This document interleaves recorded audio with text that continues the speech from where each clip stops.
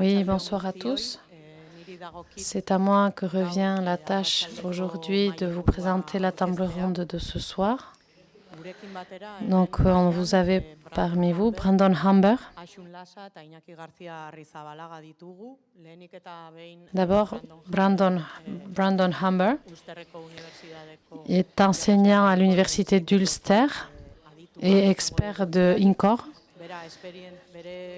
Lui, il est sud-africain d'origine et il a fait des études de psychologie et il a étudié les processus de paix et la réparation et le cas des victimes. Il va nous donner des exemples internationaux d'Afrique du Sud et d'Irlande du Nord. À côté, Ashun Lasha, la sœur de Roshan Lasha, elle va nous expliquer pourquoi et comment elle est arrivée ici. Et Iñaki Garcia-Arrizabalaga va nous présenter son cas également. D'abord, je vais donner la parole à Brandon Humber. Rappelez-vous que vous aurez l'occasion de poser des questions à la fin. Et donc, vous avez tous une feuille blanche à la fin de votre dossier. Vous pourrez y indiquer vos questions dans la langue que vous souhaitez. Et les membres de l'organisation vont recueillir les questions. À la fin, nous ouvrirons une séance de questions-réponses. Je vais donc donner la réponse à Brandon Humber avant tout. Merci beaucoup de m'avoir invité et pour cette introduction, cette présentation sympathique. Merci de m'accueillir dans cette belle ville de Biarritz. C'est un grand plaisir pour moi d'être là et j'espère pouvoir apporter une contribution de quelque chose d'utile pour tous. Ce que je voulais faire d'abord, c'était commencer par quelques commentaires sur l'Irlande du Nord, l'Afrique du Sud, des endroits que je connais le mieux. Et ensuite, j'aimerais, pour aider à faire évoluer la discussion, parler des 4 sujets avec des leçons que j'ai apprises, des processus en Afrique du Sud et en Irlande du Nord. Je ne suis pas certaine que si ces leçons s'appliqueront bien dans ce contexte ici, mais parce que chaque situation est différente, chaque société est unique. Mais les leçons que j'ai tirées de ces 2 conflits en Irlande du Nord et Afrique du Sud semblent utiles à présenter et peuvent aider à faire avancer les choses. C'est intéressant de noter que l'Afrique du Sud et la situation ici au Pays Basque et l'Irlande du Nord ont toujours été liées d'une certaine manière. Les processus de paix se sont chevauchés à des moments différents dans le temps et il y a eu pas mal de personnes qui se sont déplacées entre ces lieux, des personnes qui sont venues ici, des gens de Irlande du Nord qui sont venus ici pendant le processus de désarmement, des gens d'Afrique du Sud qui sont partis en Irlande du Nord à ces moments-là. Il y a beaucoup d'artisans de la paix qui se sont déplacés entre ces lieux. Je ne sais pas ce que cela signifie exactement, mais je dirais qu'il y a quand même une connexion unique entre différents lieux et qu'on peut apprendre les uns des autres. Quelque chose que j'ai appris en travaillant dans ce domaine depuis une vingtaine d'années, c'est qu'il faut beaucoup de temps pour ce processus. C'est difficile à imaginer en Afrique du Sud et en Irlande du Nord que ça fait 20 ans, plus de 20 ans depuis la paix dans ces endroits. On a beaucoup appris de ces processus. Beaucoup de choses de positives, beaucoup de choses aussi de négatives. Des choses qui ne fonctionnent pas. Et c'est intéressant pour moi d'être là, ici. Pour l'Irlande du Nord et l'Afrique du Sud, les 2 processus, si on regarde ces processus 20 ans plus tard, sont de nouveau fragiles, mais pas de la même manière. Je ne pense pas nous allons revenir au passé de la même manière. Mais beaucoup de défis restent à relever 20 ans après la paix. Par exemple, en Irlande du Nord, Même si nous avons une paix formelle, seulement 6% des enfants vont dans les écoles intégrées. La plupart des élèves sont dans une école soit protestante, soit catholique. La grande majorité de gens vivent dans des quartiers catholiques ou protestants. En Afrique du Sud, même s'il y a eu beaucoup de changements positifs, l'inégalité entre les communautés noires et blanches existe toujours et crée des tensions, continue à créer des tensions. Ce que cela veut dire, c'est que peu importe notre engagement, peu importe notre processus, le processus et la paix vont prendre autant de temps l'un que l'autre. C'est difficile de l'entendre à des moments difficiles du processus, de penser que ça va encore être long devant nous. Donc je viens maintenant aux leçons spécifiques que j'ai apprises. La première, c'est que si on pense à regarder le passé pour voir le besoin, la première question doit être pourquoi on a envie de regarder le passé? Dans quel objectif? Ça peut être une question simple d'apparence, mais ce n'est pas simple du tout. Est-ce qu'on regarde le passé pour guérir les blessures des victimes? Est-ce que c'est pour construire un avenir économique différent? Est-ce que c'est pour réconcilier les personnes? Est-ce qu'on regarde le passé parce qu'on a envie de justice? On peut dire qu'on veut toutes ces choses, mais le défi de regarder le passé, c'est que ces problématiques peuvent être contradictoires. En Afrique du Sud, quand on a fondé la Commission de vérité et de réconciliation, le TRC, on voulait regarder les causes, la nature et l'étendue du conflit. Et il faut des processus différents pour ces différentes facettes de cette question. Si on veut voir l'étendue d'un conflit, c'est assez technique. En Irlande du Nord, nous avons réussi à utiliser les GPS pour marquer sur des cartes où chaque mort a eu lieu. De quelle communauté, et où les gens sont morts, c'est une tâche technique pour la compréhension de ce qui s'est passé. Si on veut comprendre les causes d'un conflit, c'est beaucoup plus nuancé. Pourquoi ce conflit est arrivé? Avec qui? Entre qui? Et c'est là où on parle des commissions de vérité.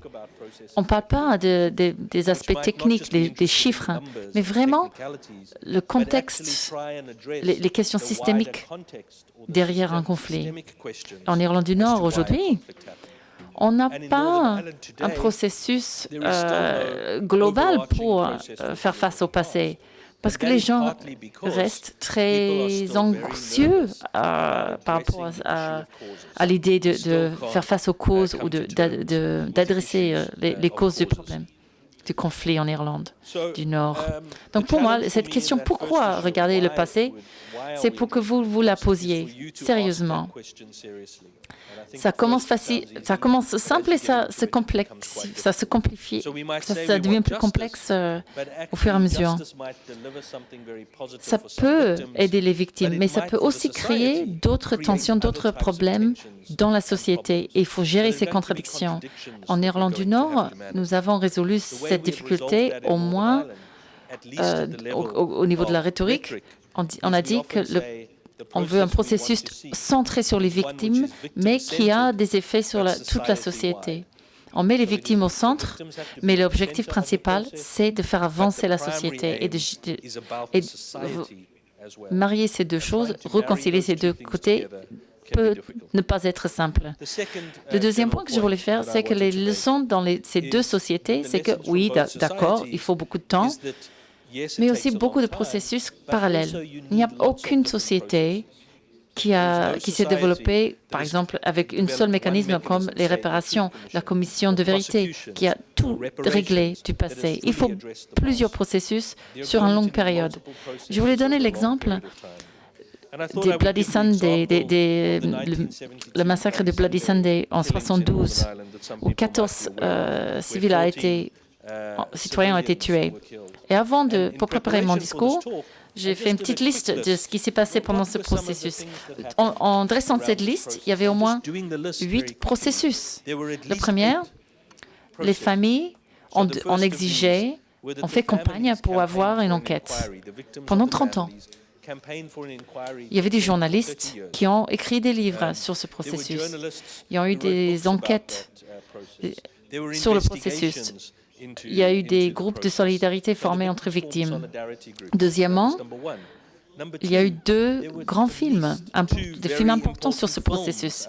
Et on pourrait dire que les films qui traitaient du sujet de ce qui s'est passé ce jour-là ont éduqué beaucoup plus de gens et ont créé plus d'impact qu'autre chose. Après, il y avait un processus qui a coûté 200 milliards de livres, un processus qui a décidé que les victimes étaient innocentes. Quatrièmement, David Cameron, le Premier ministre à ce moment, a fait ses excuses. C'était un processus, des excuses officielles. On a eu la construction d'un musée pour la mémoire, pour que les gens puissent y aller. Sixièmement, il y avait des familles qui ont été contents d'avoir les excuses et les politiques. D'autres veulent poursuivre devant la justice. Et ce processus a commencé. Septièmement, maintenant qu'il y a le musée, ce qui se passe, c'est que des gens d'autres communautés rendent visite au musée. Et il y a un autre processus maintenant où les gens échangent leurs histoires sur des massacres de différents côtés du conflit. Ce qui a commencé comme quelque chose d'assez étroit se trouve dans un processus beaucoup plus grand, entre plus de personnes. La leçon que je voulais communiquer, c'est que ce sera un processus long, mais ce ne sera pas avec un seul mécanisme. Il y a beaucoup d'approches, il faut combiner. Troisième leçon, assez difficile, c'est que quand on regarde le passé, c'est toujours politique. On aurait envie de penser que si on regarde les besoins des victimes, on peut proposer des soins médicaux, du soutien psychologique. On dit que c'est important, mais il y aura d'autres besoins. La reconnaissance, la vérité, la justice, les politiques. En Irlande du Nord, on entend, si on fait marcher l'économie et qu'on trouve du travail pour les jeunes, il n'y aura plus de conflits. Bien sûr, ça aidera. Mais il y a des différends et des mémoires tellement profondes, tellement ancrées, que ce ne sera pas suffisant. Ce sont des problématiques, des questionnements qui sont difficiles. Et une question politique clé, qui n'est pas technique de nature, qui est politique, c'est que dans les 2 sociétés dans lesquelles j'ai travaillé, il y a une bataille sur l'histoire, la narrative. Quelle est l'histoire du passé? Quelle est l'histoire? Comment on la raconte? Je l'ai vu de manière très marquée dans ces 2 sociétés, en Afrique du Sud et Irlande du Nord. Et d'un certain point de vue, on pourrait avoir envie de transformer cette tâche en tâche technique. On pourrait demander des historiens de tout écrire et on peut se mettre d'accord pour dire c'est comme ça que ça s'est passé. Mais malheureusement, dans les sociétés d'aujourd'hui où nous vivons, ça ne fonctionne pas comme ça en fin de compte. La plupart des sociétés aujourd'hui qui sont passées par le conflit, la seule manière de faire face à ce conflit, c'est par la multiperspectivité. Il y a des perspectives multiples. Peut-être que historiquement, ils sont fausses et techniquement, ils sont faux. Mais on ne pourra pas convaincre les gens que leur position est fausse. Il faut d'abord accepter qu'il y a une seule narrative. Ils sont en parallèle. Ce groupe voir l'histoire de cette manière. Tel autre groupe le voit de notre manière. Il faut partager ces narratifs, ces histoires. Pas dans l'idée de changer se changer les uns les autres, mais pour respecter déjà l'idée que notre manière de voir l'histoire n'est pas la même. Et en fait, ces histoires évoluent. C'est étonnant, mais au début, on a des perspectives différentes qui tendent à converger avec le temps. C'est un grand défi en Irlande du Nord en Afrique du Sud également. Et je pense qu'ici au Pays Basque, vous devez avoir ce même problématique, ce même défi aujourd'hui. Mais c'est une tâche politique. Nous avons tous une responsabilité pour mettre en place la base, les fondations de cette discussion pour pouvoir parler des problématiques. C'est politique. Comment les hommes politiques, les femmes, les politiques en général vont mettre en place la fondation qui permet ces discussions dans notre société. La quatrième et dernière leçon que j'aimerais évoquer, c'est qu'il faut être cohérent dans sa façon de voir le passé. Dans toute stratégie, et j'ai déjà dit qu'il faut une multistratégie, il faut voir comment ils sont, les relations entre ces différentes stratégies. En Afrique du Sud, c'est un peu le contraire. Ce qu'on a fait en Afrique du Sud, on a largement considéré que la commission de vérité et de réconciliation, c'était la méthode pour regarder le passé. On a mis toute notre énergie là-dedans, dans cette approche-là, et on a eu l'impression que ça allait être notre façon de gérer le passé, de voir le passé, regarder le passé. On n'a pas beaucoup investi, ou pas autant, dans l'engagement de la communauté dans ce processus-là.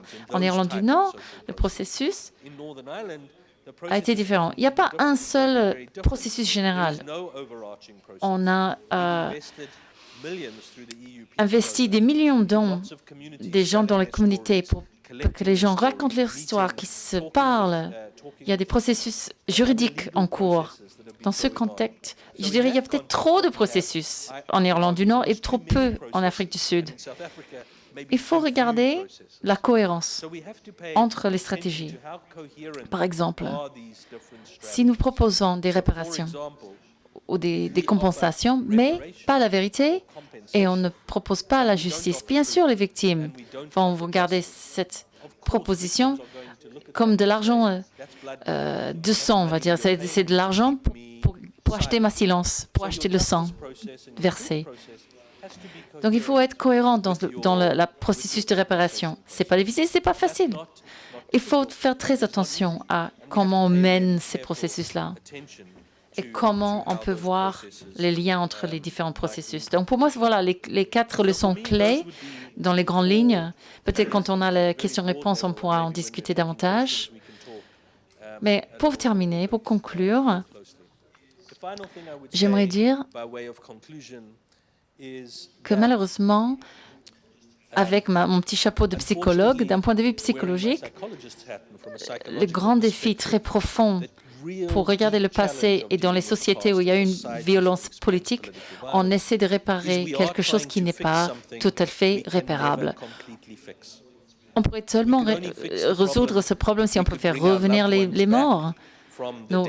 Si on peut revenir dans le passé, 30, 40, 50 années, on ne peut pas complètement réparer les torts du passé.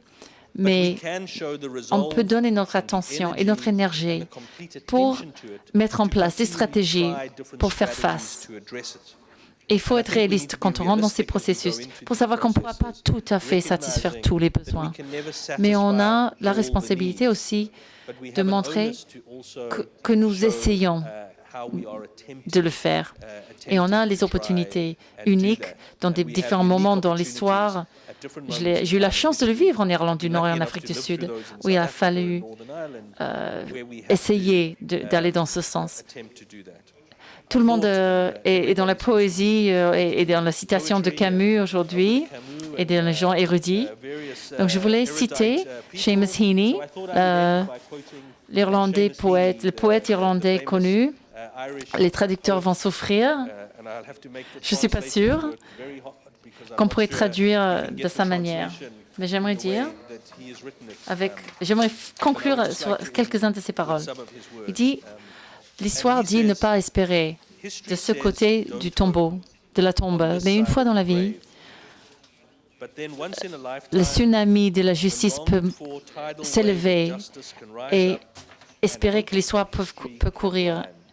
Espérer ce changement loin de la revanche, croire que le rive lointain peut être atteint d'ici, croire dans le miracle et la guérison.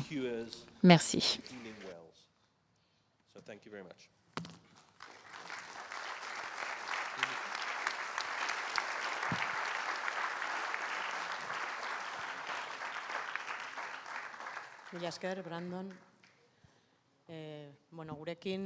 Nous allons aller de cette expérience internationale à notre expérience personnelle ou l'expérience du Pays Basque. Des personnes qui ont vécu ça de très près. Nous avons deux personnes ici avec nous.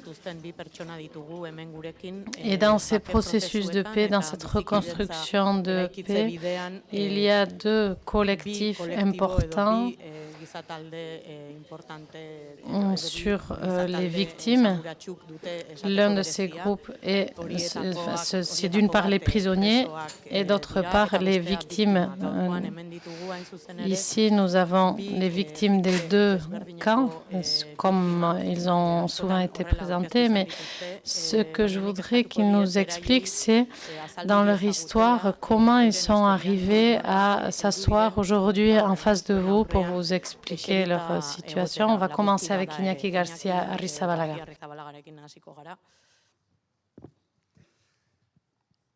Bonjour à tous, bonsoir à tous. D'abord, je voudrais remercier Bakebidea et Artesanos de Paz de me donner l'opportunité d'être ici avec vous aujourd'hui. Et je vais me présenter brièvement. Mon père, Juan Manuel García, puis assassiné par les commandos autonomes anticapitalistes à Saint-Sébastien en 1980. Et donc, pour simplifier, les commandos autonomes anticapitalistes, c'était un groupe qui a surgi de l'ETA politico-militaire, de certains militaires qui ne voulaient pas intégrer l'ETA militaire, mais qui ne voulaient pas se dissoudre, regroupés avec une union d'assemblées ouvriers, ils ont créé ces commandos autonomes anticapitalistes. J'ai passé les premières années à la suite de l'assassinat de mon père dans un monde de haine parce que je croyais que comme fils, c'est ce que je devais faire. Cette haine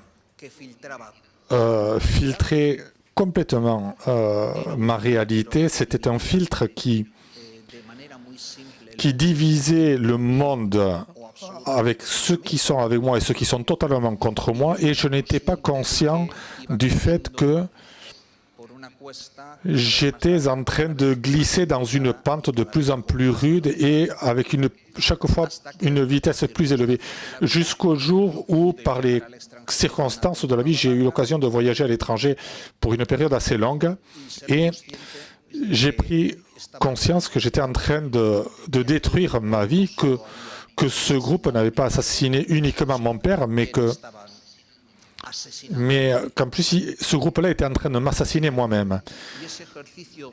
Et cet exercice rationnel, égoïste, finalement, c'est ça qui m'a permis de me dire, je ne veux plus continuer ma vie comme ça, je veux sortir de ce puits. Et donc j'ai eu l'occasion de rejoindre une autre victime terroriste pour commencer à travailler sur la pacification de la société basque. Et c'est ainsi qu'à partir de 1986, j'ai participé dans différentes organisations qui ont travaillé au sud de la Bidasoa pour la pacification et la réconciliation de la société basque. Je pense que, voilà, pour une première présentation, c'est déjà pas mal. Bon après-midi à toutes et à tous. Merci pour cette invitation. C'est vraiment un honneur de pouvoir témoigner devant vous. En 1982, à 16 ans, j'ai été détenue par des guardias civils et ils m'ont gardé pendant 7 jours. Je dois dire que ça a été très difficile, 150 heures environ. Si je compte les heures, c'est parce que ce temps, je l'ai compté par heure, par demi-heure, par quart d'heure, parce que ça a été très, très difficile. 14 mois plus tard, mon frère, Roshan Lasha, et son ami Joshi Zavala furent séquestrés, enlevés à Bayonne. Et pendant 12 ans, nous n'avons pas eu de nouvelles. Nous avons su, nous sommes doutés que c'était sûrement un coup de guardia civil et ça m'a beaucoup touchée puisque ça ne faisait pas longtemps que je leur avais échappé. Et donc, cette attente a été très, très difficile. Et ce que nous avons su après, ça n'a pas été moins rude. Ce n'est pas juste que ton frère disparaît, c'est aussi que tu apprends que c'était bien, eux qui l'avaient sans doute enlevé. Nous, en famille, à la maison, nous avons eu d'abord un soulagement quand nous avons appris que c'était eux. On ne peut pas dire qu'on était heureux, mais en tout cas, cette question de où sont-ils, eh bien, c'est un peu apaisé, mais ça a été de courte durée puisque nous avons su qu'ils avaient été fortement torturés, enterrés sous la chaux. Et ça, en tant que famille, c'est se refaire victime. Après avoir su qu'ils étaient morts, eh bien, on nous porte un second coup en apprenant comment ils sont morts. Nous nous sommes attachés au bon côté des choses. Nous avons cherché à préparer au mieux leur retour, les retours de leur corps pour les soulager, pour les apaiser, pour laisser tout le négatif et garder toutes ces questions positives. Nous sommes ensuite redevenus victimes à Andaribi puisque la police nous a encore frappés. Au retour des corps, on a vu nos amis qui saignaient. Et ensuite, quand nous sommes arrivés à Tolosha, au cimetière, on pensait que ça y était. On pensait que les cercueils étaient là et qu'on pourrait se détendre. Mais en fait, non. Mon but, ce n'est pas de raconter les détails, mais ce que je veux dire, c'est qu'on est victime, puis victime, puis victime, puis victime, puisque les douleurs s'accumulent. On ne nous laisse pas, on ne nous a pas laissé les enterrer de manière apaisée. C'est très, très difficile à vivre et c'est ça que je voudrais souligner ici. On sait comment les choses se sont passées, mais voilà, c'est ce que ça suppose pour les personnes. Comme a dit Iñaki tout à l'heure, on se rend compte après que moi, je me suis rendu compte que j'avais mal, j'avais très, très mal, très, très, très, très mal. Mais qu'avec cette douleur, il y avait aussi une énorme colère, de la rage, de la haine également. Si j'avais suffisamment de force, puisqu'il faut quand même de la force pour haïr, mais en tout cas, j'avais de la rage, j'avais de la colère. Et je me suis dit que je devais les dépasser puisque j'ai 2 enfants et que je voulais vivre. J'ai cherché de l'aide et ce qui m'a aidé, c'est une phrase d'un ami qui m'a dit « On n'est pas responsable de ce qu'on ressent, mais on est responsable de ce qu'on fait, de ce qu'on ressent. » Donc ma rage, ma colère, et en plus, je suis en colère et je dois être en colère. Ça, c'est très difficile à gérer. On est dans un état d'esprit assez paradoxal. Et là, j'ai eu la chance, entre autres,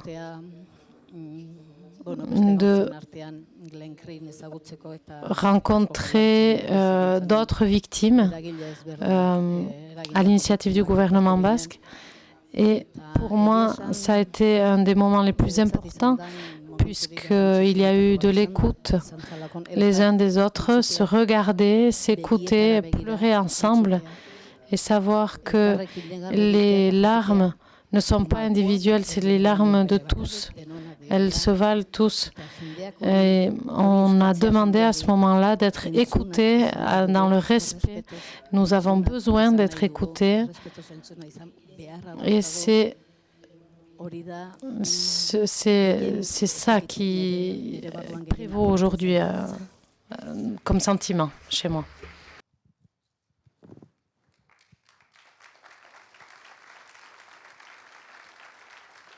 Merci. Je sais que ça vous émeut beaucoup de raconter des choses comme ça.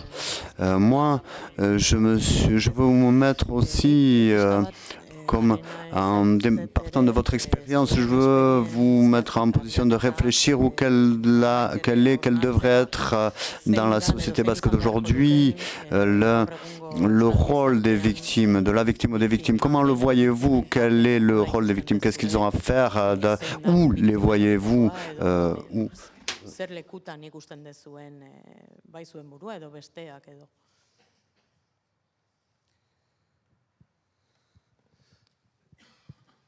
Bueno, vamos a ver. Vale. Yo quiero recordar algo que... Je veux me souvenir quelque chose qu'a dit l'ex-ministre ou les paroles qu'a dit Brandon. C'est-à-dire que, et c'est une partie des discours que portent les victimes du terroriste, il a été dit textuellement, il ne peut pas y avoir de paix durable sans vérité ni justice. Donc allons-y. En tant que victime, moi, la première chose que je demande, c'est le droit à la vérité. Et ça implique de savoir qui a fait quoi, qui a permis que cette chose se fasse, qui, par action ou par omission, a fait en sorte que des choses se produisent. Par exemple, l'assassinat de mon père, 40 ans après, est un cas impuni. Il n'y a pas eu de jugement. Il ne s'est rien passé. La mort et l'assassinat de mon père n'a rien coûté. Et donc, moi, je réclame l'éclaircissement de l'assassinat de mon père et de tant d'autres crimes d'État qui n'ont toujours pas été résolus. Mais je suis également conscient que, par exemple, les victimes de certains crimes d'État ont un accès à la vérité encore plus compliqué que moi. Et quand je réclame le droit à la vérité pour savoir ce qui s'est passé, je crois qu'il faut le réclamer pour toutes les victimes de violation des droits de l'homme. Et ça ne suppose pas de croire ou de créer des bandes ou des conflits. Il s'agit juste de reconnaître qu'une victime, quelle qu'elle soit, a le droit de savoir ce qui s'est passé. Et que nous, en tant que société, nous ne devons pas avoir peur à assumer et à connaître, à savoir des choses qui pourraient ne pas nous plaire. Je vais donner un exemple. Récemment, au sud de la Bidassoa, et avec une méthodologie très rigoureuse, on a publié un dossier sur la torture au Pays Basque Sud. Alors, effectivement, il va falloir reconnaître qu'il y a une condescendance sociale sur ce sujet. Il ne faut pas avoir peur de connaître la vérité. Mais connaître la vérité, ça suppose de mettre les moyens, de mettre des ressources pour connaître cette vérité.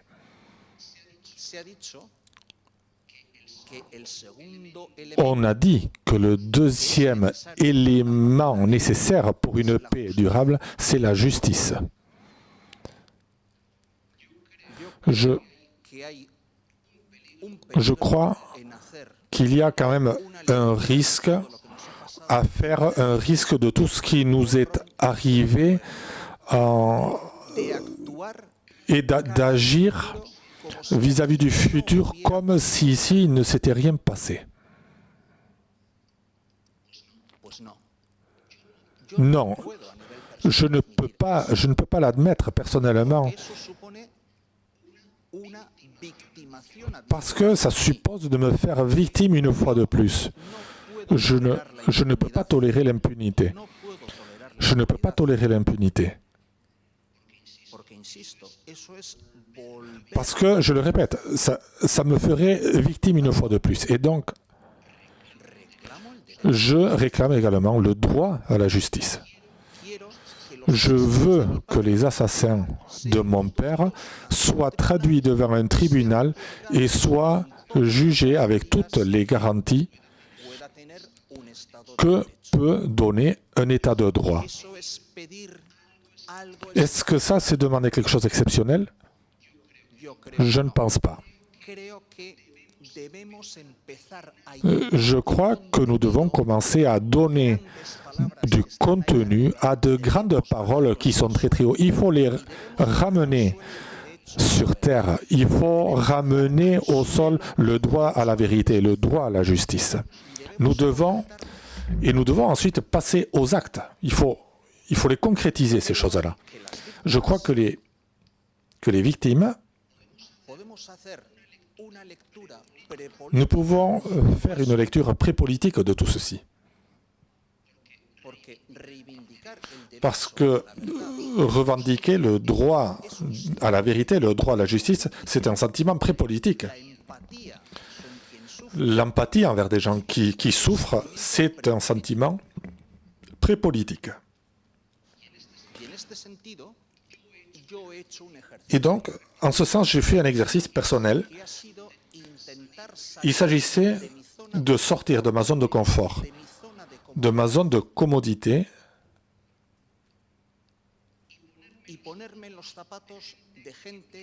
et d'essayer de me mettre à la place de personnes qui sentent et qui pensent différemment de moi.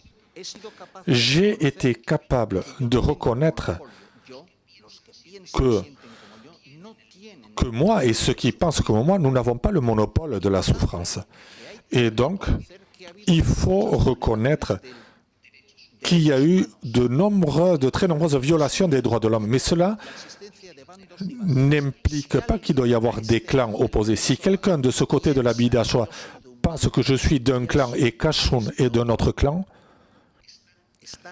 vous êtes complètement à côté de la plaque. Vous vous trompez complètement. Je pense qu'aussi bien Ashun que moi-même, nous sommes du même clan. C'est-à-dire nous sommes du clan de ceux qui ont perdu quelqu'un de la famille parce que quelqu'un pensait que cette fin justifiait les moyens. Alors pour les uns, ça pourrait être une Euskadi socialiste, indépendante et Euskaldun, et pour les autres, ça pourrait être la lutte antiterroriste. Et je pense que cette idée perverse que la fin justifie les moyens, c'est justement cela qu'il faut vaincre. Parce que on ne peut pas continuer avec ce type d'idées perverses. Je pense que notre rôle également, ça peut être un rôle actif pour faire rappeler à la société ce qui s'est passé. Brandon l'a dit et ça m'a beaucoup plu. Cette bataille des récits, de nombreuses perspectives. Et effectivement, je pense que nous ne serons pas capables d'être d'accord sur ce qui s'est passé.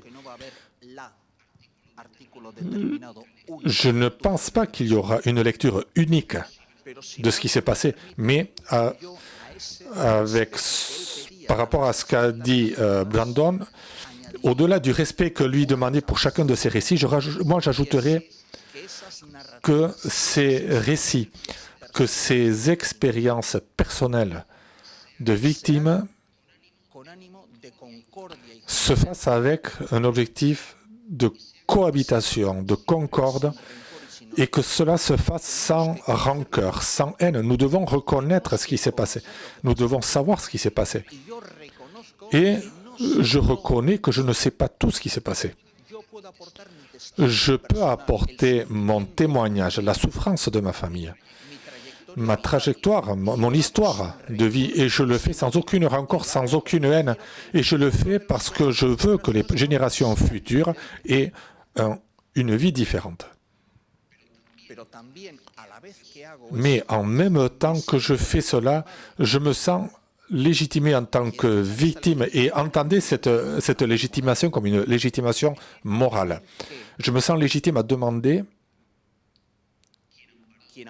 que les personnes qui ont soutenu, qui ont encouragé l'assassinat de mon père, qui ont crié « État, tue-les, État, plus de mitraillettes », je veux que ces personnes-là fassent une autocritique et reconnaissent non pas la douleur qu'ils ont causée, parce qu'il est évident qu'ils nous ont fait mal.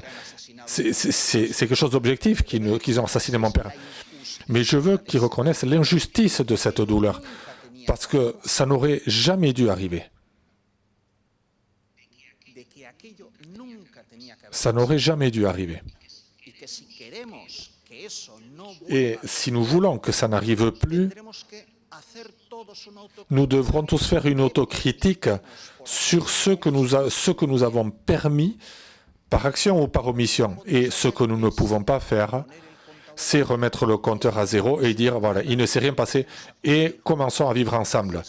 Non, ce n'est pas possible. Et ne comprenez pas ce que je viens de vous dire. Enfin, ce que je vous dis, je vous le dis vraiment sans aucune rancœur, sans aucune haine. Je veux savoir ce qui s'est passé. C'est fondamental. Je veux qu'une justice soit faite. Je veux qu'une justice soit faite avec le cas d'Achun ou de Pili.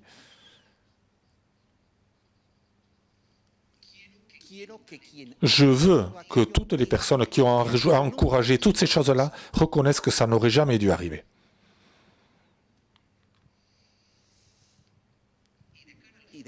Et quant à l'avenir, et j'insiste, en vue de l'avenir, quant à cette bataille des récits, des témoignages, je suis disposé à écouter avec beaucoup d'empathie toutes les personnes qui ont souffert de violations des droits de l'homme, éventuellement même avec des victimes du terrorisme. Nous avons fait des appels publics pour que soient reconnues les victimes d'abus policiers.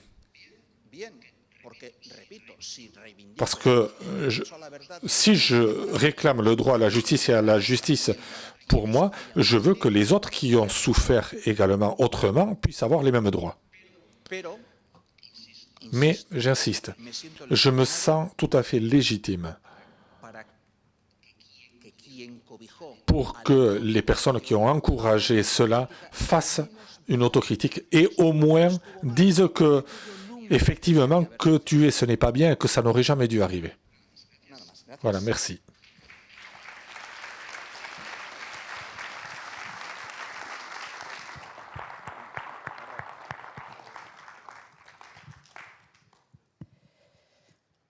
Bien, qu'est-ce qu'on peut faire en tant que victime, qu'est-ce qu'on peut faire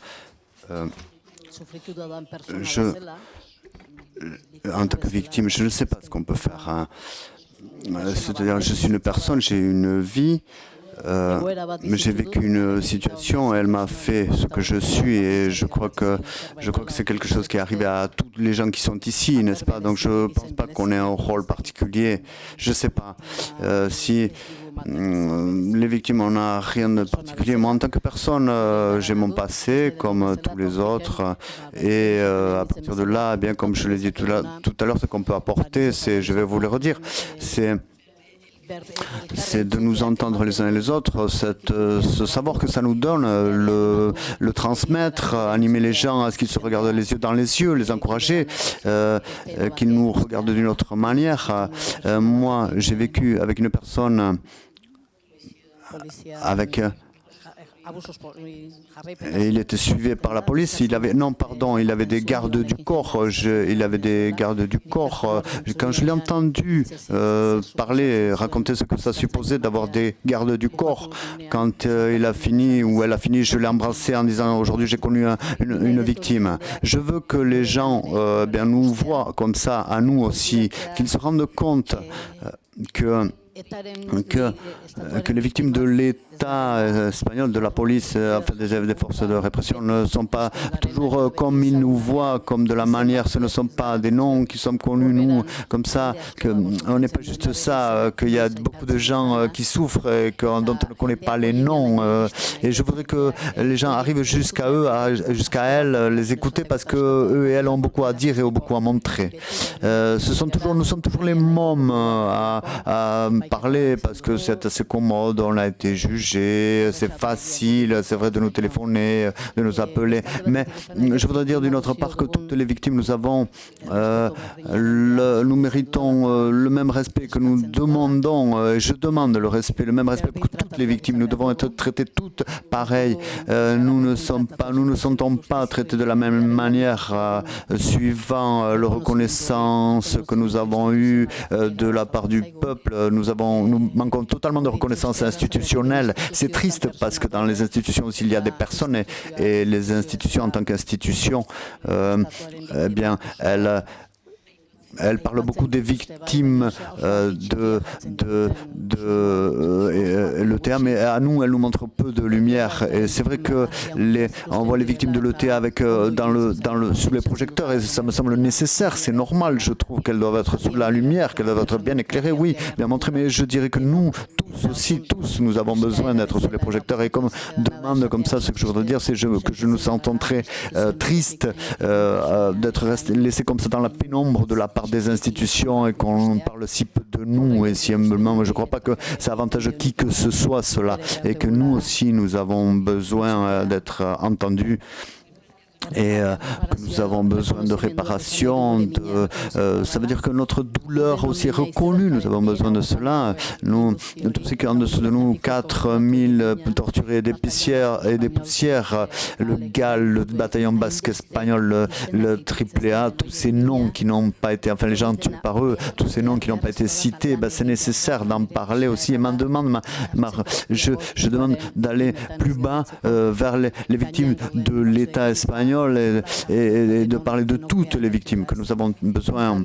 Voilà, c'est comme ça que je le vois. Et pour dire combien c'est important pour moi, je pourrais dire que je participe au programme Adi Adi. Je vais donner mon témoignage dans les écoles. Et aujourd'hui, c'est autre chose. C'est très, je reçois beaucoup de là, je reçois beaucoup, et je reçois que ces jeunes que j'ai en face de moi, bien souvent, les jeunes, bien souvent, et d'autres fois ils ont 19, 20 ans, ils ont l'âge de mon frère quand il a été enlevé. Comment ils se pétrifient qu'avec quelle attention ils m'écoutent. Et combien profondément il m'écoute, et ça me donne beaucoup de réparation, ça me répare beaucoup, ça, je peux le dire, ça, ce respect, et aujourd'hui encore ici, eh bien ça aussi, ça me, un petit peu, je me sens vu, et en particulier, je veux le dire clairement,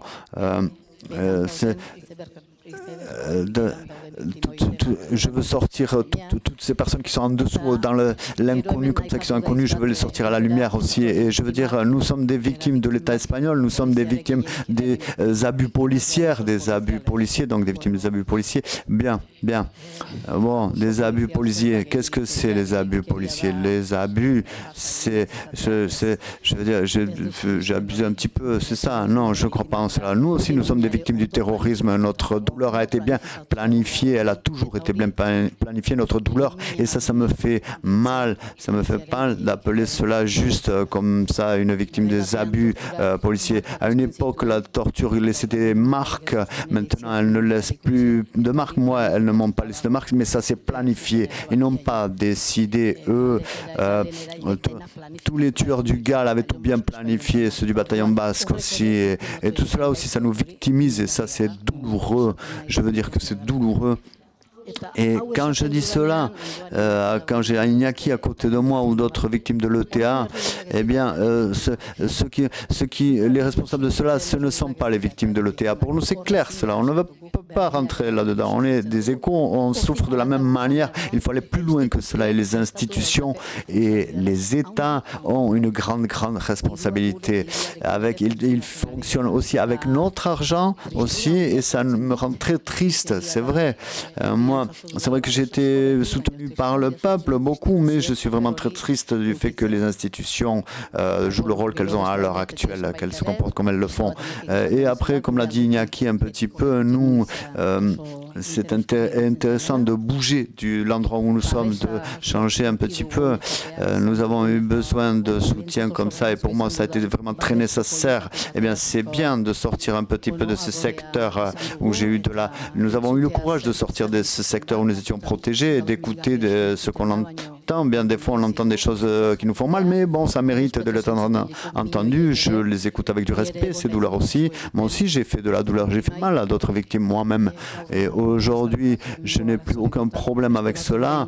En ce moment, d'autres me font mal à moi aussi, et ça, je le reçois avec respect, ça aussi. Mais bon, voilà, d'autres choses qu'on entend de la bouche des autres aussi sont très intéressantes. C'est ce que je trouve, et je trouve que c'est intéressant qu'on le commente, et que c'est bien de sortir des secteurs des gens qui pensent toujours de la même manière, d'aller un petit peu en direction des autres, de créer ces discussions.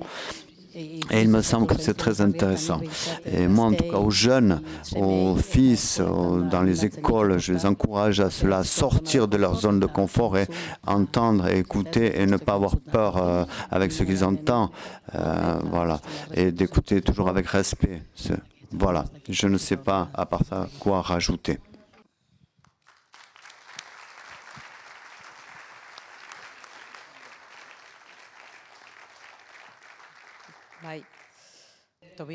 Madame Taubira a parlé de ce travail, de cette tâche ingrate qui devient gratifiante. Vous avez fait beaucoup de ce travail ingrat, ça se sent dans vos paroles. Et je voudrais vous faire réfléchir à un autre point, c'est-à-dire en quoi vous pouvez contribuer depuis cette tâche ingrate. Est-ce qu'on peut faire en sorte qu'elle devienne gratifiante? Et si oui, comment? Qu'est-ce que cela suppose? Que peuvent apporter les victimes à la société et au vivre ensemble?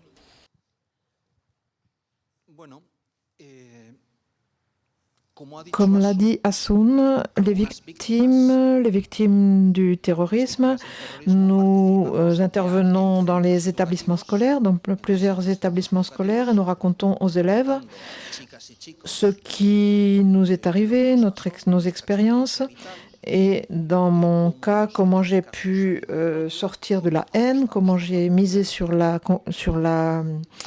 vivre ensemble. Je crois que c'est une contribution. Une autre contribution que je peux donner, moi, en tant que victime du terrorisme, c'est revendiquer le fait que le recours à la violence perde toute légitimité. Moi, je veux construire un avenir sans violence et sans peur. Et l'un des ingrédients de cette construction, c'est que le recours à la violence en tant qu'instrument politique d'action perde toute légitimité, parce que si nous ne faisons pas cela, nous courons le risque de voir l'histoire se répéter. Et je pense qu'en tant que victime, je peux contribuer, grâce à ce message pédagogique, à ce que la jeunesse actuelle comprenne ce qui nous est arrivé, premièrement, et ensuite comprennent que cela, de notre point de vue, n'avait aucune justification possible. Et en tant que victime, Je pourrais également contribuer en donnant mon témoignage personnel. Et à ce niveau, je ne suis pas d'accord avec certaines choses que j'ai entendues, parce que la majeure partie des victimes du terrorisme, ou plutôt, je ne connais qu'un seul cas de victime du terrorisme qui ait pris les armes pour répondre à l'assassinat d'un membre de sa famille. La très grande majorité des victimes du terrorisme ont réagi dans la sérénité et n'ont pas cherché l'affrontement civil.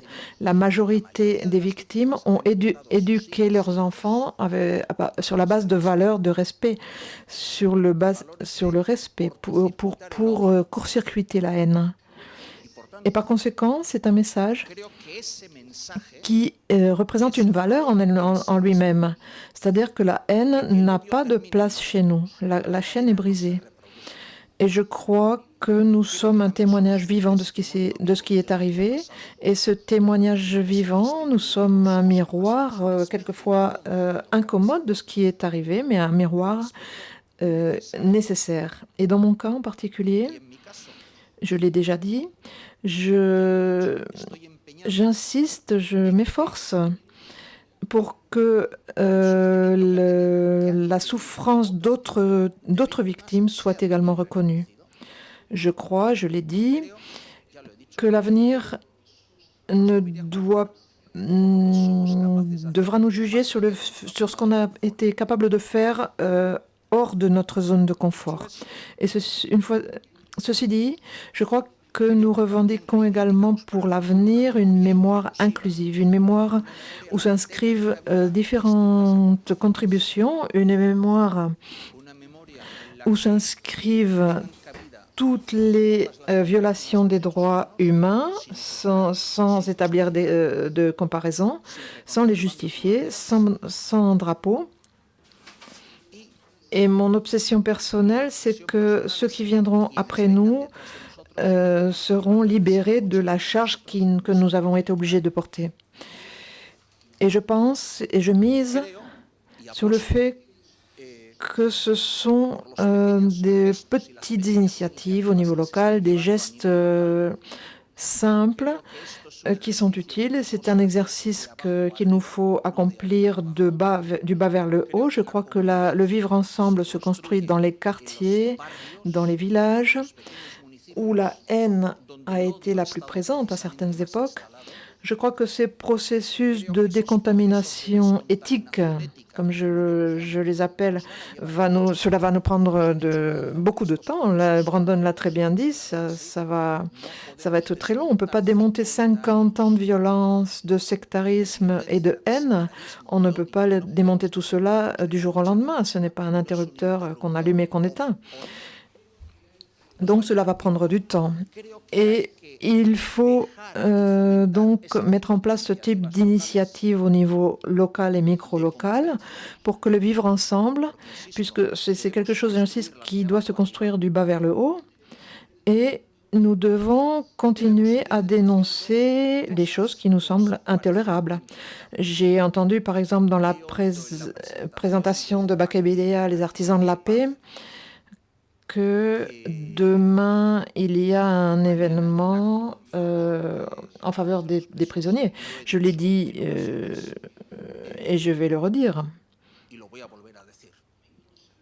Moi, quand on parle, quand on dit que j'entends dire que les conséquences du conflit, ce sont les victimes et les prisonniers, ça me semble pas correct du tout.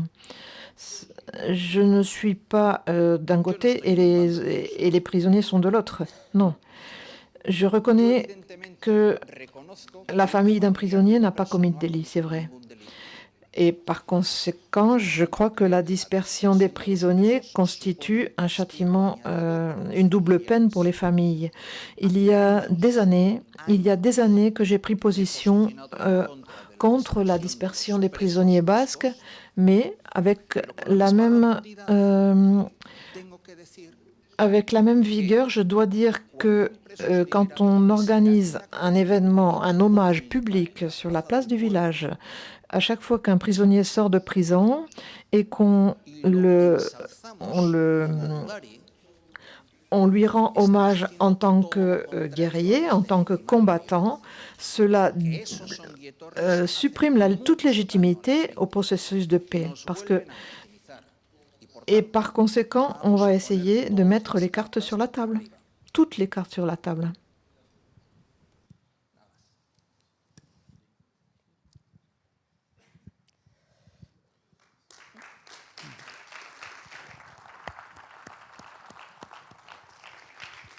Ce que je peux apporter, moi, pour ce que m'a montré cette douleur en tant que personne, mon passé, ce que je peux apporter avec mon passé, avec ce que m'a appris mon passé, quand on a mal, quand on a très mal d'une certaine manière, pour essayer, moi en tout cas ça m'a beaucoup aidé de s'éloigner de la colère, de la haine, de tout cela, quand on s'éloigne de cela, eh bien on arrive mieux à gérer la douleur et finalement peut-être que cette douleur se transforme même en amour, c'est peut-être vrai. De notre manière, je veux dire, et je veux vraiment que ce soit clair, que c'est de travailler positivement, c'est ce que je veux dire aux jeunes, travailler positivement, je veux dire par cela, il y a peu encore, on m'a posé une question pour me dire, eh bien, Galindo est dans la rue, et il vit très bien, qu'est-ce que tu en dis? J'ai dit, je sais pas, moi, ça me fait pas mal qu'il soit dans la rue, Galindo, ça me fait pas mal le bonheur de quelqu'un, ça m'empêche pas de dormir, ce qui me enlève le sommeil, c'est ce qu'il y a là derrière. C'est le fait qu'il soit dehors, c'est qu'il devait cacher beaucoup de choses et que pour le faire taire, il veut sortir de prison. Que lui-même soit dehors, ça me fait pas si mal. Ce qui me fait mal, c'est la raison. C'est que beaucoup de choses devaient rester cachées. Et ça avec lui, tous les gens qui étaient en prison. Et qu'en même temps, il y a des gens qui sont en prison depuis 30 ans, qui devraient être dans la rue maintenant et qui ne sortent pas. Donc voilà, ça oui. Donc de fait, je ne vais pas commencer à lutter pour que Galindo et ses camarades de Galles partent en prison, mais bon, ce que je veux, c'est améliorer la situation des prisonniers, parce que ça, c'est bon pour tout le monde. Finalement, si on veut, parce qu'une société tranquillisée, c'est bon pour tout le monde. Après, je voudrais dire aussi que quand un de mes amis prisonniers sort, moi, je vais à ces célébrations qu'on appelle les anguiettori, les réceptions. Moi, je n'exalte pas ce qu'il a fait, hein. Il y a qui je te le dis, mais c'est mon ami. Et j'ai souffert quand il a été en prison. Je sais ce qu'était la prison et donc je vais à cette réception. Et ça me rappelle un petit peu ce que j'aurais voulu dire à mon frère. Bienvenue à la maison. Et ça, j'ai pas pu le lui dire. On m'a pas laissé le faire. Donc, moi, avec beaucoup de respect, ce n'est absolument pas être contre quelqu'un. On ne dit pas ce que tu as fait, c'était bien. Mais bienvenue. Tu as passé beaucoup de temps en prison. Tu as beaucoup souffert en prison. Et la justicia, tu as souffert bien plus que ce que demandait la justice, certainement. Et ça aussi, je crois qu'il faut l'accepter. Et moi, avec tout le respect pour Iñaki et pour tous les autres aussi, avec tout le respect que je vous dois, mais je vais continuer à aller à ces réceptions. Mais ça n'exalte absolument pas ce qu'ils ont fait, ces prisonniers. Ça, c'est, voilà, pour dire que c'est terminé la souffrance pour ce prisonnier. Je ne voudrais pas qu'il y ait de malentendus à ce niveau-là. Et certainement que nous allons discuter avec Iñaki et puis nous accorder un petit peu là-dessus.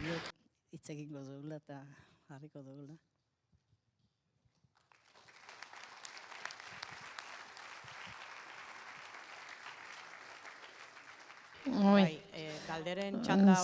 C'est avant le moment des questions. On va vous faire passer les micros.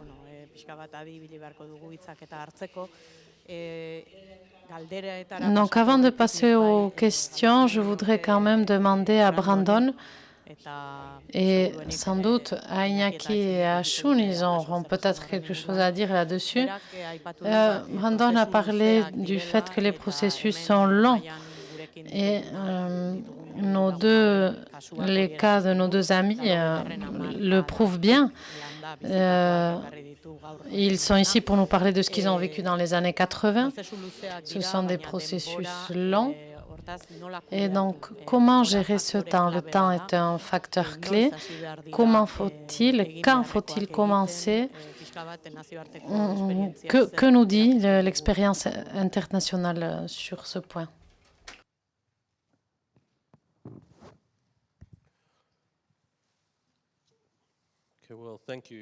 Merci de vos commentaires. Cette affaire du temps, comme je voulais participer dans les dernières questions, souligner quelque chose de très simple. Quand vous parliez, vous réfléchissez au rôle des victimes. Ce qui m'est venu à l'esprit, c'est que quel est le rôle des gens qui ne sont pas des victimes, pour les victimes? Et je ne peux pas parler pour vous, mais nous pouvons parler pour nous qui ne sommes pas victimes. Ce qui m'est venu à l'esprit en réfléchissant à ces différents contextes que j'ai étudiés, l'un des rôles principaux, c'est de ne pas utiliser, de ne pas exploiter les victimes. Et ce que je veux dans beaucoup de contextes, c'est la manière qu'on exploite les victimes pour des femmes politiques, par des personnes qui veulent souligner différentes perspectives. Si quelqu'un veut s'engager dans la politique, c'est leur propre choix. Mais il est important de ne pas utiliser les victimes pour des processus politiques. C'est quelque chose qui peut se produire dans tellement de tant de manières différentes. En Afrique du Sud, il y a des gens qui disent que il y a des gens qui ne veulent pas la réconciliation, il y en a d'autres qui veulent.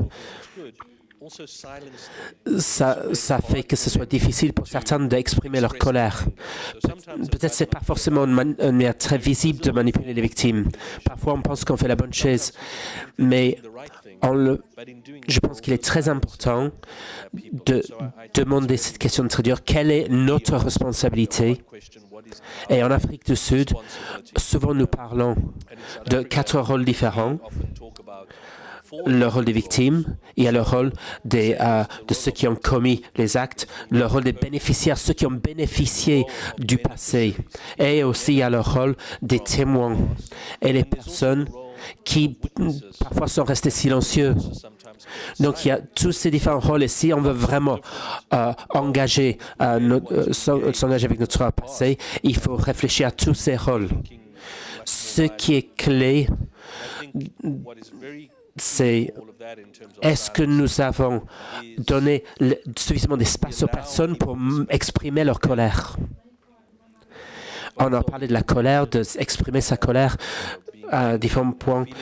Et dans les processus politiques, nous ne voulons pas forcément aux gens d'exprimer, d'être coléreux. Les gens doivent exprimer leur colère. Ça fait partie de traiter cette question du passé. Quelque chose qu'on a vu en Irlande du Nord, il n'existe pas un processus global pour traiter le passé. Il existe plusieurs différentes manières de le faire, mais l'une des phrases qu'on entend en Irlande du Nord, c'est que le timing n'est pas bon, le timing n'est pas correct pour un grand processus de justice, de vérité, parce que ce n'est pas suffisamment stabilisé. Le timing n'est pas bon parce que les gens sont trop colériques. Ils sont trop en colère. Mais moi, je me demande si jamais on atteindra un point où le timing sera bon. Le processus peut être bon et nous pouvons mettre en marche des structures pour aider. Mais je pense, si nous utilisons cette phrase, le timing n'est pas bon, je l'ai vu comme une excuse de ne pas bouger les choses en Irlande du Nord, à la place de faire des choses. Ça ne veut pas dire que dans certains mécanismes spécifiques, il ne faut pas être conscient des questions de timing. Et parfois, je me dis qu'à la place de timing, il faut parler plutôt de séquencement. C'est la même manière d'y réfléchir. Il faut ajouter un séquencement des processus. À Sierra Leone, par exemple, il y avait un tribunal spécial pour juger les personnes qui avaient commis des crimes contre l'humanité, des personnes qui avaient commandité les crimes. Il y avait ensuite une commission de vérité et de réconciliation pour parler de manière plus large. Et les personnes qui avaient commis ces crimes pouvaient passer devant cette commission. Mais il y avait les deux processus en même temps, mais ce n'était pas utile parce que ça veut dire que certaines personnes qui auraient raconté la vérité, ils avaient peur d'apparaître devant le tribunal et d'être jugés.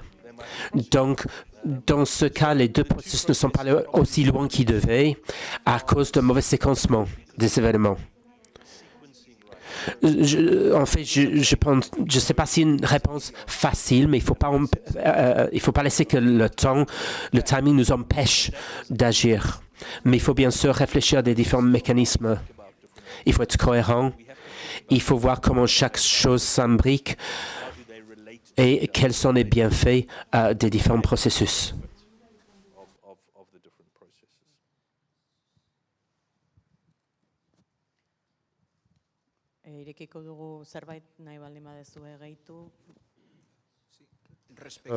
Autant, je ne sais pas quelle est la perception de ce côté de la Bida Shoah, mais moi, ce que je vois ici, c'est que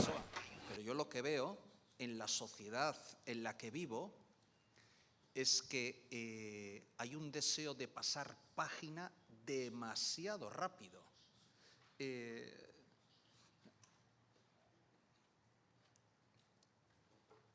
De querer olvidar rápidamente una fase de nuestra historia de la que no nos sentimos especialmente orgullosos.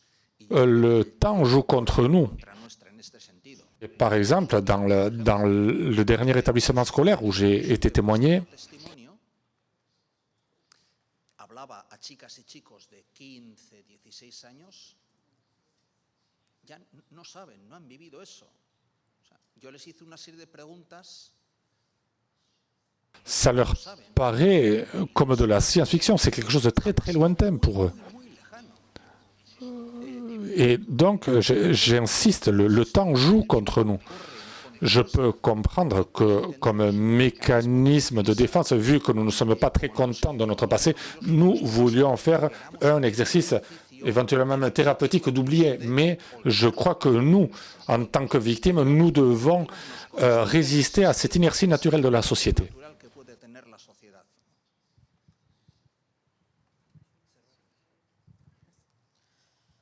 Si quelqu'un a une question à poser à un de nos intervenants ou aux trois intervenants qui lèvent la main, je vois qu'il y a des personnes devant et au fond de la salle.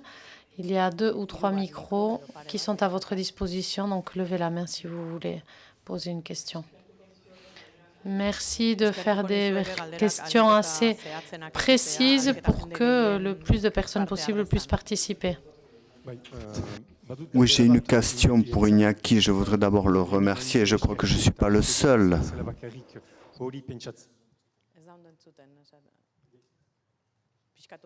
Donc, je voudrais le remercier parce que, bien sûr, pour nous, c'est très important d'entendre ce que vous dites. La seconde chose, vous avez dit que le plus important pour vous, c'est de savoir la vérité. Et la seconde chose, que de juger les gens, qu'ils soient jugés. Pour vous, est-ce que ce serait assez, oui ou non, que les gens, de les juger donc, mais et de savoir la vérité, la vraie vérité, de savoir où ils sont, de la responsabilité de qui est votre cas, qui est le responsable de votre cas personnel, et que finalement ils n'aillent pas en prison. C'est responsable, qu'ils ne soient pas emprisonnés. Est-ce que ce serait assez pour vous de savoir la vérité et de savoir qui est le responsable?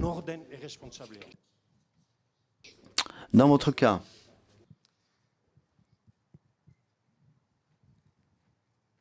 Oui. Alors, si Si dans un cas, il y avait un conflit entre le droit à la vérité et le droit à la justice,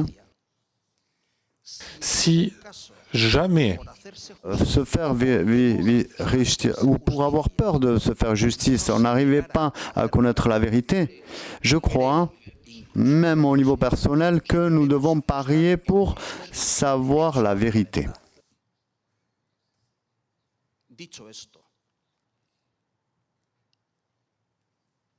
Je ne vois pas d'incompatibilité. Je vais vous donner un exemple précis. Je suis de ces victimes du terrorisme qui se sont réunies avec des prisonniers de l'ETA. prisonniers d'État et qui sont rentrés, qui sont insérés dans la voie Nanclares. Que nous avons eu des réunions et même que nous avons mangé avec des prisonniers de l'ETA. Je sais que ces prisonniers, certainement qu'ils savent beaucoup de choses qu'ils ne racontent pas, c'est sûr qu'ils le savent. Mais je comprends leur peur à ce que si eux ils racontent ce qu'ils savent, eh bien, le compteur de la justice recommence. Certaines choses, ils pourraient de nouveau être jugés. Je peux le comprendre. Donc, permettons que l'on connaisse la vérité et que si le droit à la justice est un obstacle, que la vérité prime. Je serais même prêt à accepter qu'il y ait des condamnations symboliques pour connaître au moins la vérité.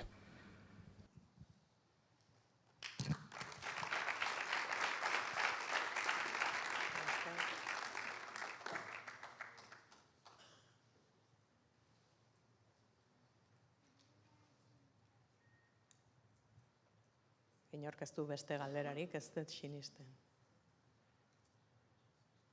Bai.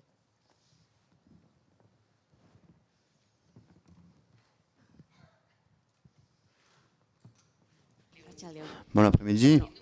Bon, oui, vu que nous partons de réalités complètement différentes, il y a différentes personnes, il y a différents types de victimes ou différentes victimisations. Alors, et il y en a qui ont accès à la vérité, mais il y a d'autres types de victimes, les victimes de l'État, du terrorisme d'État, et nous savons forcément que malgré toutes les aspirations que nous pouvons avoir, malgré tout ce que nous pouvons rêver, imaginer, nous savons que l'accès à la vérité va être un chemin semé d'embûches et on voit que le type de démocratie qu'il y a dans l'État espagnol, que l'on présente comme une démocratie, c'est une démocratie avec énormément de carences. Et une des carences principales, c'est justement celle-là. C'est qu'on nie d'entrée le droit à la vérité et donc le droit à la justice. Et nous devons accepter une réparation d'une manière quelconque. Mais donc, que pouvons-nous faire? Et là, je parle en tant que personne. Je ne parle pas en tant que victime ni en tant que parlementaire du Parlement basque. En tant que personne, quelle méthodologie, quelle stratégie pouvons-nous mettre en place? Comment pouvons-nous exiger à l'État espagnol, à qui devons-nous demander à ce que l'État espagnol ne mette pas d'obstacles pour que toutes les victimes qui existent aujourd'hui puissent avoir les mêmes droits? Il faudrait que toutes les victimes de violation des droits humains devraient avoir droit au même type de réparation et de reconnaissance.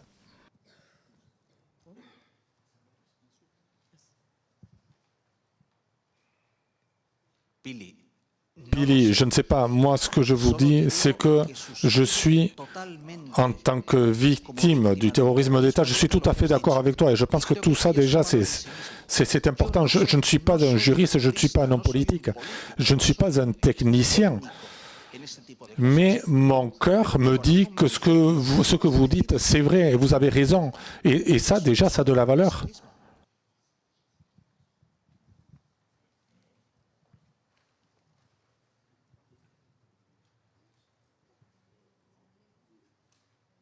más. Vayan.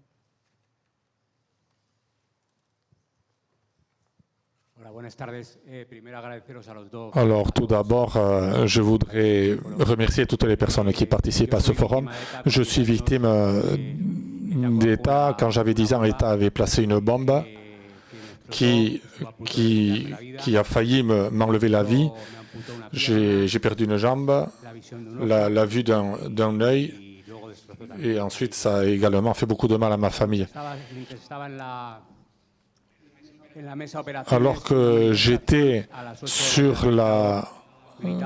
au bloc opératoire, il y a des gens qui criaient Gora eta militara sous la fenêtre de mes parents. Donc je ne sais pas si vous avez la réponse, mais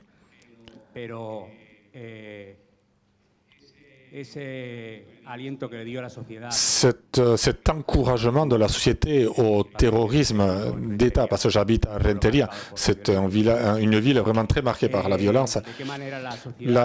Comment la société, et la même chose pour les victimes d'abus policiers et des victimes du GAL,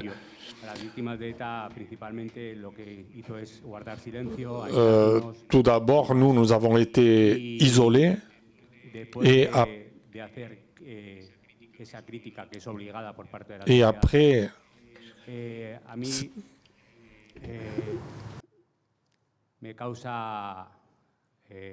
si moi j'ai ressenti une critique de la part de la société. Et comment est-ce qu'on peut se sentir réconforté par cette même société? Je ne sais pas si c'est clair ce que je viens de dire. Je ne sais pas si vous pouvez m'aider, mais moi j'ai vraiment senti, toute ma famille a senti un vide dans cette société pendant de nombreuses années. Et comment est-ce qu'on peut... moi je ne me considère pas d'un côté ou de l'autre, puisqu'un enfant de 10 ans, il ne peut pas être d'un côté ni de l'autre. Donc de quelle façon est-ce qu'on peut se sentir, on pourrait être réconforté par la société en tant que victimes qui ont souffert pendant de si nombreuses années d'un isolement et de cet isolement.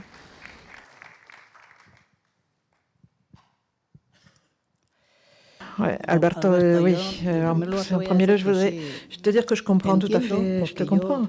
Moi, j'ai vécu exactement la même chose de l'autre côté. Donc, je ne veux absolument pas retirer de valeur à ce que tu as dit, parce que je suis tout à fait, effectivement, d'accord. C'est un peu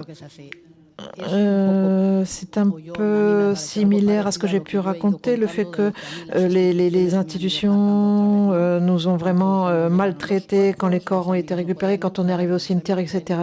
Et 25 ans après, moi j'ai participé à une conférence sur la paix. J'y suis allée avec mes 2 enfants. J'étais très tranquille et je ne pensais pas qu'il y aurait des problèmes. J'étais avec mes amis et on a fait une photo. On a sorti la photo de José Joséan et avant de me rendre compte, j'étais en train de courir en pleurant vers chez moi. Mes 2 fils sont restés et la police était en train de nous passer à tabac en fait. Je sais pas, j'ai jamais compris ce qui s'était passé. Donc ça ne suffit pas, il s'agit pas de justifier une chose avec l'autre. C'est pas comme ça. Je crois que les victimes de l'ETA effectivement ont beaucoup souffert et ça a dû être très très dur. Je le sais parce que j'ai vécu de l'autre côté. Vous avez vécu certainement le refus de la société, cette douleur qui vous a été causée en tant que nous vous avons causée en tant que société. Et nous avons vécu la même chose de la part des institutions. Et bon, on peut pas dire ce qui est plus effectivement, on peut prendre un café ou une bière et discuter ensemble. Mais en fait, tout ce que je peux te dire, c'est en t'écoutant, j'ai ressenti cette douleur parce que on a vécu presque la même chose. On n'a pas été isolés par la société, mais on s'est senti isolés par les institutions et c'est très fort. Et qu'une mère qui rentre chez elle en pleurant et qui laisse ses 2 enfants dans la rue parce qu'ils ne voulaient pas rentrer avec moi et sans savoir ce qui allait leur arriver. Et ça, voilà, c'est ça que je voulais te dire avec beaucoup de chaleur.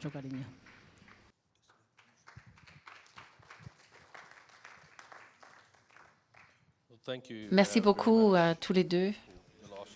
C'est extrêmement difficile. En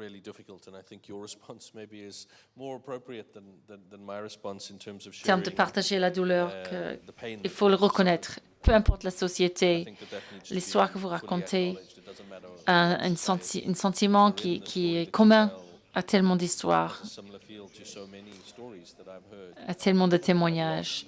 Ce que je peux peut-être faire, c'est répondre à la question qu'est-ce qu'on peut faire quand un gouvernement ou une société ne veut pas gérer des problématiques ou faire face à certaines problématiques. Il n'y a pas une réponse simple à cette question. Mais ce que je peux dire, c'est, je peux juste vous raconter ce que j'ai pu observer à droite et à gauche. La société civile, les approches de société civile ont eu beaucoup d'impact. Quand vous pensez à la Guatemala, quand le gouvernement ne voulait pas regarder les abus de droits humains, l'Église catholique a ouvert sa propre commission de vérité et de réconciliation. Ça n'a pas été suffisant pour certaines victimes qui voulaient une reconnaissance du gouvernement, mais ils pouvaient tout de même aller récolter, rechercher des milliers de témoignages. Et plus tard, il y a eu une enquête officielle du gouvernement pour connaître la vérité. Et c'est l'Église qui avait mis les bases en place, qui avaient permis ça plus tard, parce qu'ils avaient raconté, ils avaient cherché les témoignages. Il y a eu des approches très structurées dans les sociétés civiles pour prendre en main ces processus dans l'absence d'initiatives d'État. Il y a une autre chose que je trouve intéressante qui est liée à l'Irlande du Nord. Ce qui a été reconnu en Irlande du Nord, c'est que les victimes n'ont pas tous les mêmes envies, les victimes sont différentes, ils n'ont pas tous les mêmes attentes. Il n'y a pas un processus général en Irlande, mais il y a des lois qui sont en train d'être étudiées, qu'on reconnaît des différents niveaux de besoins. Il y a un processus où les gens peuvent demander à ce qu'on regarde de nouveau, qu'on ouvre l'enquête de nouveau sur leur cas. Il y a un autre processus à un autre niveau qu'on appelle un processus pour retrouver l'information. Ils veulent des réponses qui peuvent paraître des petites questions pour moi et toi, vous et moi, mais ce sont des questions importantes de dignité. Une question, un exemple que j'ai vu, c'était la famille voulait juste savoir pourquoi leur fils, après sa mort, pourquoi a été laissé dans un champ toute nuit? Pourquoi la police n'a pas enlevé son corps? Pourquoi ils l'ont laissé dans le champ toute la nuit? Ils ont ressenti que c'était un affront à la dignité de leur fils.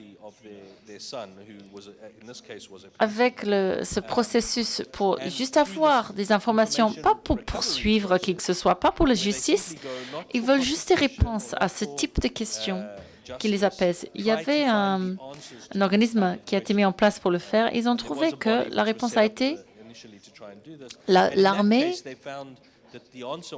a eu peur que son corps aurait été piégé par des bombes. Ils devaient attendre l'arrivée d'une unité de recherche de bombes, d'explosifs. Donc c'était une réponse très rationnelle. Et ça a donné beaucoup de réconfort à cette famille qui avait ressenti les événements comme un atteinte à la dignité de leur fils. Ça les a aidés. Différentes personnes veulent des réponses différentes. Il y a des familles.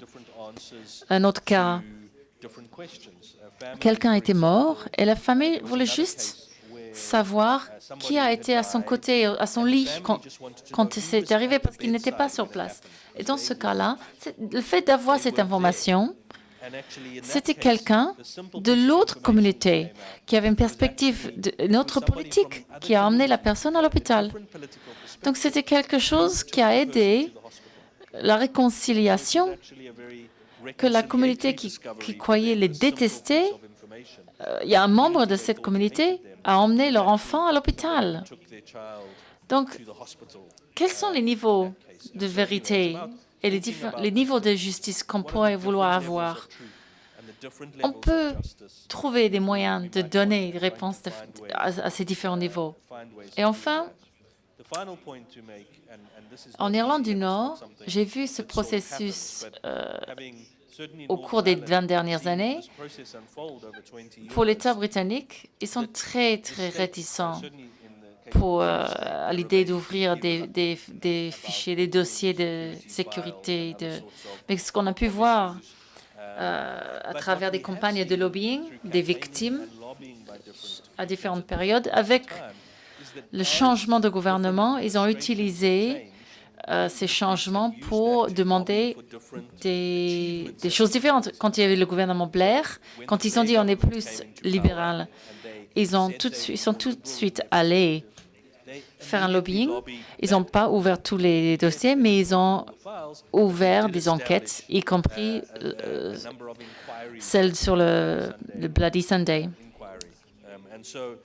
Et après, il y a eu des excuses officielles.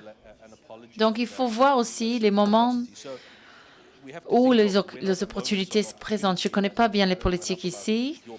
Je ne sais pas si c'est possible, mais avec le temps, j'ai pu voir qu'il y a eu des moments propices que les groupes ont reconnus et ils ont pu mettre la pression sur les bonnes personnes au bon moment. Et ça a donné des progrès, ça a mené à des progrès.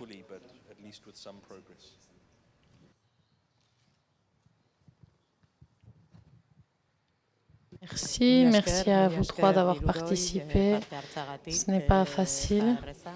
Merci à vous tous, à ceux qui avaient posé des questions. Merci à tous ceux qui écoutaient. Nous arrivons vers la fin de cette conférence. Merci. Je vous demande d'applaudir les participants de cette table ronde.